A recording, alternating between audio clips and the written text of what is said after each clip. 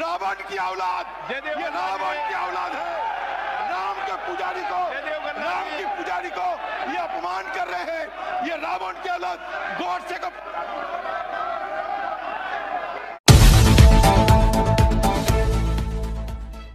अधीर रंजन जी, बात ये सर, हम लोग सुबह से ही सर सदन चलाने के लिए तैयार था।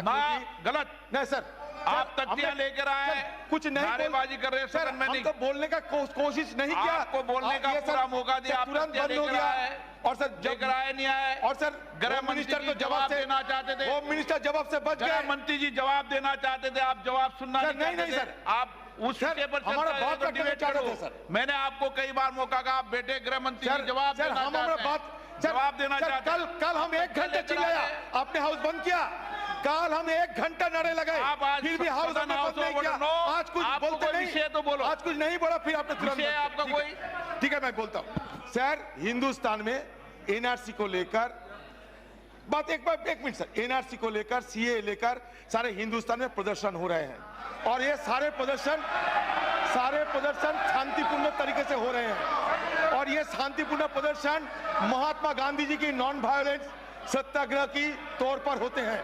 सर, ये महात्मा गांधी जी जो दुनिया की शांतिपूर्ण आंदोलन की नेतृत्व दिया करते थे, जिनकी सारे दुनिया में पूजा होते हैं, जो महात्मा गांधी को राष्ट्रपिता मानते हैं, फादर ऑफ द नेशन मानते हैं, जो महात्मा गांधी सारे हिंदुस्तान के नहीं बल्कि सारे दुनिया को, पीड़ित लोगों को नेता है, सारे दुनिया जिनको पूजा करते हैं, आज वो महात्मा गांधी को यहाँ गाली दिया जा रहा है। महात्मा गांधी को ये कहते हैं कि सत्याग्रह ये नाटक था। सर, ये रावण की औलाद, ये रावण की औलाद है। राम के पुजारी को, राम की पुजारी को ये अपमान कर रहे हैं। ये रावण की औलाद गॉडसे को। कश्मीर अभी इनएक्सेसिबल हो गया हमारे, हम जाना चाहते हैं, ये हमारा अधिकार है, क्यों हम जाने नहीं पाते? चलो सब चले। कश्मीर हमारा अंग है। आपने कश्मीर को आंतर्जातिक मुद्दा बनाया, हमने नहीं। यहाँ हम जब पूछे थे कि भाई अफगानिस्तान से तो हमारा कोई बॉर्डर नहीं, तो हमारा गृह मंत्री कहते थे कि आपको मालूम नहीं, पीओके तो अफगानिस्तान से जुड़ा हुआ है। मैंने कहा हाँ, वो तो सही है, तो आप पीओके को कब लाओगे? अभी चाइना पाकिस्तान इकोनॉमिक कॉरिडोर बन रहे हैं।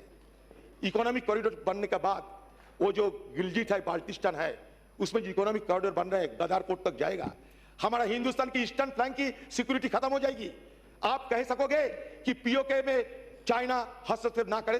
एक लफ्ज किया आपने एक बार कहा कि चाइना पाकिस्तान कॉरिडोर नहीं होने देंगे, कहा। आपका प्रधानमंत्री कहते हैं कि 7 से 10 दिन हमें वक्त चाहिए, हम तबाह कर देंगे पाकिस्तान को।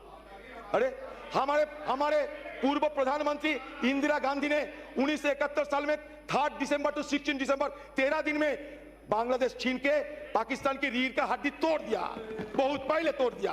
आपको जरूरत क्लियर कर दूं, इनके प्रधानमंत्री नहीं, प्रधानमंत्री हम सबके देश की। नहीं सर, हम करे सर, मैं प्रधानमंत्री के बारे में इज्जत करता हूं। बोलता है सर, वहां से बोलता है सर, इधर से नहीं सर। हमने सर प्रधानमंत्री के बारे में इज्जत करते हैं कि नहीं? मैं जयशंकर जी को पूछना चाहते हैं, कि आप दावे के साथ कह सकते हैं कि कश्मीर इंटरनल मसला है? कश्मीर का साथ कोई इंटरनेशनल मसला नहीं है। अब चाइना पाकिस्तान कॉरिडोर के बारे में क्या किया आपने?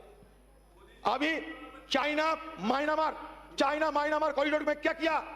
कायस्कू हमारा सी पोर्ट बन रहे हैं म्यांमार में, बे ऑफ बंगाल में हमारा खतरा पैदा हो रहे हैं। नेपाल के साथ China belt and road initiative में हस्तक्षेप कर लिया, नेपाल भी खतरे में आ रहे हैं। इसका मतलब नेपाल के साथ कॉरिडोर चाइना के, पाकिस्तान के साथ कॉरिडोर, म्यांमार के साथ कॉरिडोर। आपने कुछ बताया? ये चर्चा में कुछ आई? राष्ट्रपति की भाषण में कुछ आए? हमारे ईस्टर्न फ्लैंक, वेस्टर्न फ्लैंक दोनों खतरे में पड़ गए हैं। अगर ये पीओके चाइना जब घुसने लगे, PoK has become under the position of Pakistan and it will be treated as a fait accompli. आप कुछ नहीं कर सकते। पीओके में अगर कुछ करना जाए, पाकिस्तान चाइना के साथ आपको टकराव लेना पड़ेगा। आप तैयार है? बताइए, आप तैयार है पाकिस्तान और चाइना के साथ एक साथ मुकाबला करने के लिए? तो तैयार है तो क्यों नहीं पीओके का कब्जा कर लेते हैं? आपका यहाँ के चीफ ऑफ आर्मी कहते हैं कि अगर पार्लियामेंट हमें मंजूरी दे तो हम कर लेंगे पीओके कब्जा।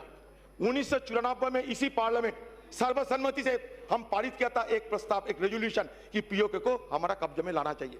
आज भी सरकार की तरफ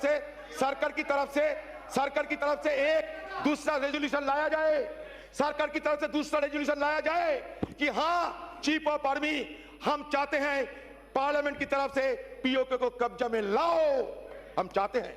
आपको हिम्मत है? आपको हिम्मत है? आप दिन और रात खाली पाकिस्तान पाकिस्तान पाकिस्तान, पाकिस्तान को है क्या?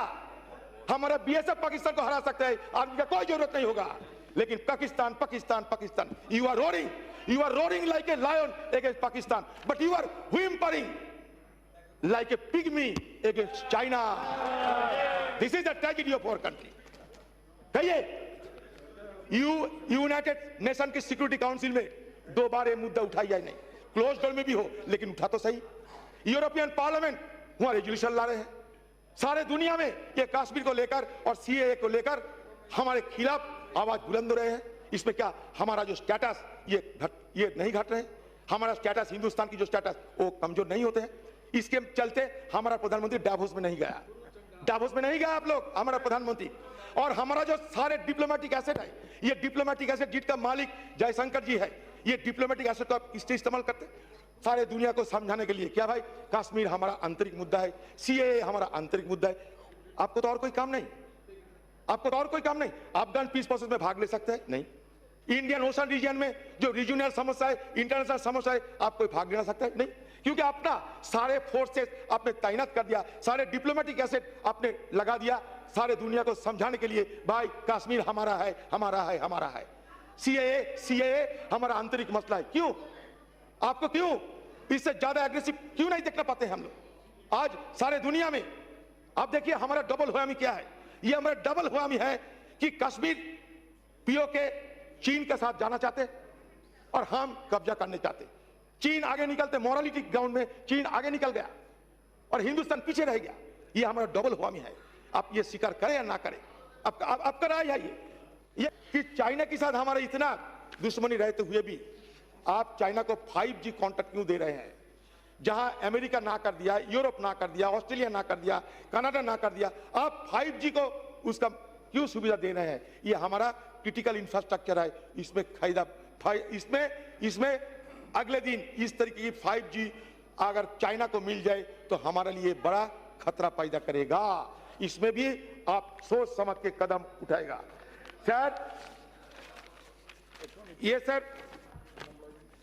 मैं सर 2 बात कहना चाहते हैं कि एक सर ये सरकार की जो अटल बिहारी वाजपेयी जी थे सर, उनका काफी नजदीक एक एडवाइजर थे, उनका नाम सर कुलकर्णी जी। सर कुलकर्णी जी एक बात कही सर, सुधेंद्र कुलकर्णी को मैं कोट करना चाहते हैं सर। सुधेंद्र कुलकर्णी ने एक बात किया कि व्हाट डज दिस संघ परिवार वांट? संघ परिवार वांट सेकेंड रिपब्लिक, क्योंकि पहला रिपब्लिक में उनका कोई योगदान नहीं था, पहला आजादी में कोई योगदान नहीं था। ब्रिटिश लोगों को दलाली किया था, ब्रिटिश लोगों को लिए अपने युवाओं को रिक्रूट करने के लिए कहा था, तो उसमें कोई योगदान नहीं था, इसलिए वो सेकेंड रिपब्लिक चाहते हैं। तो कोर्ट से निकाल देना। ये सेकेंड रिपब्लिक का मतलब क्या होता है सर? सर सेकेंड रिपब्लिक का मतलब ये होते हैं कि हिंदू राष्ट्र बनाना चाहिए sir. Denationalizing a community or at least diminishing its place in the nation is a hidden agenda of Citizenship Amendment Act. वो क्या चाहते हैं? They foretell a plan by the Sangh Parivar, the ideological family to which the ruling party belongs, to transform the Indian state into a Hindu state, Indian society from a Hindu majority society into a Hindu majoritarian society, and finally the Indian nation itself into a Hindu nation. मैं नहीं sir, हो गया।